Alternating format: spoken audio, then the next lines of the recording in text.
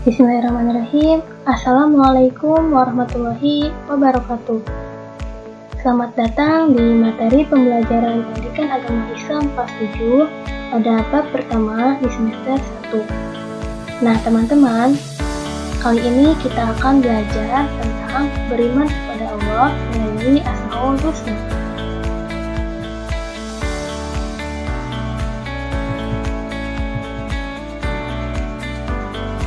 Pada dasarnya, manusia memerlukan bekal untuk mengarungi kehidupan dunia maupun di akhirat. Ibarat sebuah perjalanan, kita sedang berada dalam perjalanan mudik ke kampung halaman kita, yakni di surga. Iman ibarat pula sebuah peta atau GPS yang dapat menuntun kita ke arah yang benar. Maka sudah barang tentu, tanpa ada iman, jalan kita akan berbelok-belok dan bahkan bisa tersesat.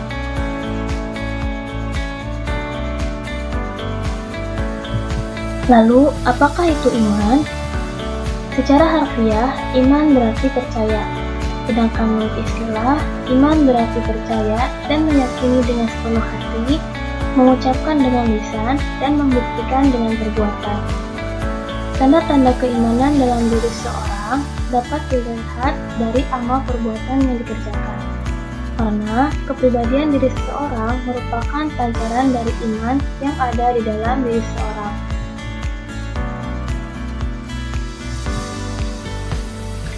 Nah, adapun rukun iman itu sendiri ada 6. Namun, iman kepada Allah Subhanahu wa Ta'ala merupakan pokok dari seluruh iman yang tergabung dalam rukun iman.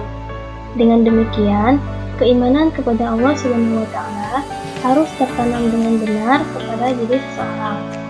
Allah Subhanahu wa Ta'ala berfirman, "Wahai orang-orang yang beriman, tetaplah beriman kepada Allah dan Rasul-Nya, dan kepada kitab yang Allah turunkan kepada Rasul-Nya, serta kitab yang Allah turunkan sebelumnya.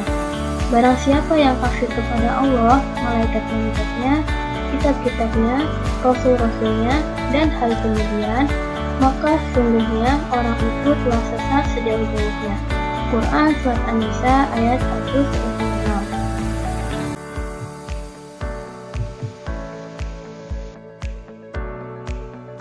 Nah, untuk menjaga keimanan kita agar tetap baik, maka kita perlu mengenali siapa Allah dan bagaimana Ia berkehendak melalui namanya.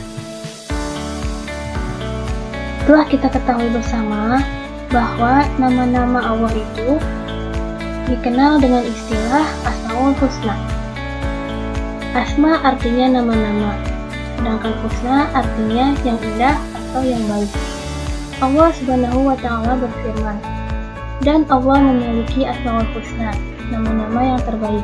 Maka bermohonlah kepadanya dengan menyebutnya Asmaul Husna itu, dan tinggalkanlah orang-orang yang menyalahartikan nama-namanya. Mereka kelak akan mendapat balasan terhadap apa yang telah mereka kerjakan." Quran Surat Al-A'raf ayat 180. Nah, Rasulullah SAW menjelaskan bahwa nama-nama Allah Subhanahu wa Ta'ala yang baik, Asmaul Husna itu berjumlah 99. Barang siapa yang menghafalnya, maka Allah Subhanahu wa Ta'ala akan memasukkannya ke dalam surga.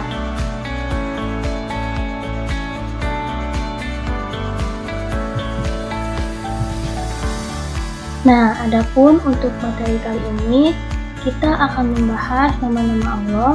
Yang pertama ada Al-Alim yang artinya Maha Mengetahui, kemudian Al-Khabir yang artinya Maha Teliti atau waspada, selanjutnya As-Sami yang artinya Maha Mendengar, dan Al-Basir yang artinya Maha Melihat.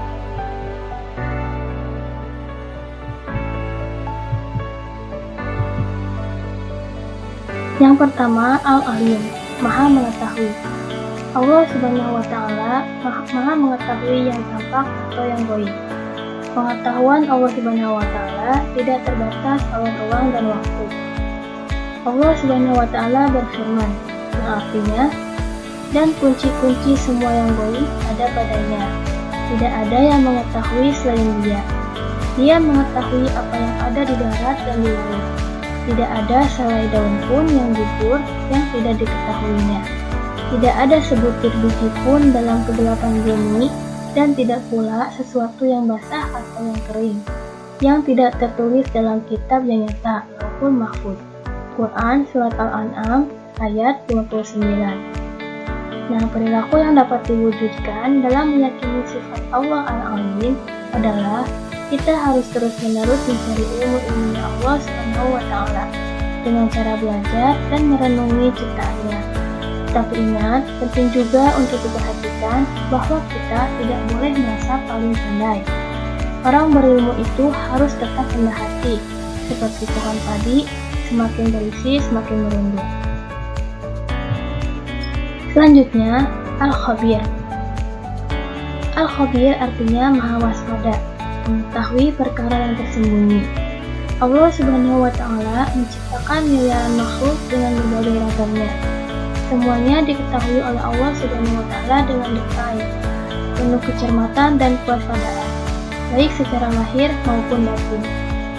Allah Subhanahu wa Ta'ala berfirman yang artinya, apakah kamu mengira bahwa kamu akan dibiarkan begitu saja, padahal Allah belum mengetahui orang-orang yang berjihad di antara kamu dan tidak mengambil teman yang setia selain Allah, Rasulnya, dan orang-orang yang beriman. Allah Maha teliti terhadap apa yang kamu kerjakan. Quran Surat At-Taubah ayat 16. Nah, perilaku yang dapat diwujudkan bagi orang yang percaya bahwa Allah Subhanahu wa Ta'ala Maha Waspada adalah hendaklah kita harus waspada dan cermat terhadap apa yang kita lakukan atau yang akan kita lakukan.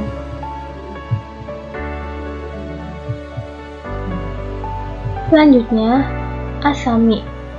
As-Sami artinya maha mendengar. Allah Subhanahu wa Ta'ala maha mendengar semua suara apapun yang ada di dalam semesta. Hal ini sesuai dengan firman-Nya, Wallahu Sami'un Alim, dan Allah maha mendengar, maha mengetahui. Quran Surat Al-Baqarah ayat 296. Perilaku yang mencerminkan keimanan kepada Allah Subhanahu wa Ta'ala yang memiliki sifat maha mendengar adalah kita harus berupaya agar segala yang kita ucapkan merupakan perkataan yang baik dan berguna, karena kita meyakini bahwa Allah selalu mendengar segala yang kita ucapkan. As-Sami juga bisa diteladani dengan cara menjadi orang yang peka terhadap informasi. Sebagai generasi muslim, kalian tidak boleh ketinggalan informasi. Nah, yang terakhir, Al-Basir. Al-Basir artinya maha melihat. Penglihatan Allah sangat tajam. Seluruh kegiatan hambanya di alam semesta ini tak ada yang luput dari penglihatannya. Allah Subhanahu wa Ta'ala berfirman, Innallaha ya'lamu ghaibus samawati wal ardh, wallahu basirun bima ta'malun. Yang artinya, sesungguhnya Allah mengetahui apa yang gaib di langit dan di bumi, dan Allah maha melihat apa yang kamu kerjakan. Quran Surat Al-Hujurat ayat 18. Nah, perilaku yang mencerminkan keyakinan bahwa Allah maha melihat adalah hendaklah kita berusaha semaksimal mungkin untuk dapat melihat peristiwa-peristiwa yang terjadi di alam ini sebagai bahan renungan akan kebesaran Allah Subhanahu wa Ta'ala. Nah, adapun hikmah yang dapat kita ambil dari materi hari ini, yaitu orang yang beriman tentu merasa dekat dengan Allah Subhanahu wa Ta'ala. Oleh karena merasa dekat, dia berusaha taat, menjalankan perintah dan menjauhi segala larangannya.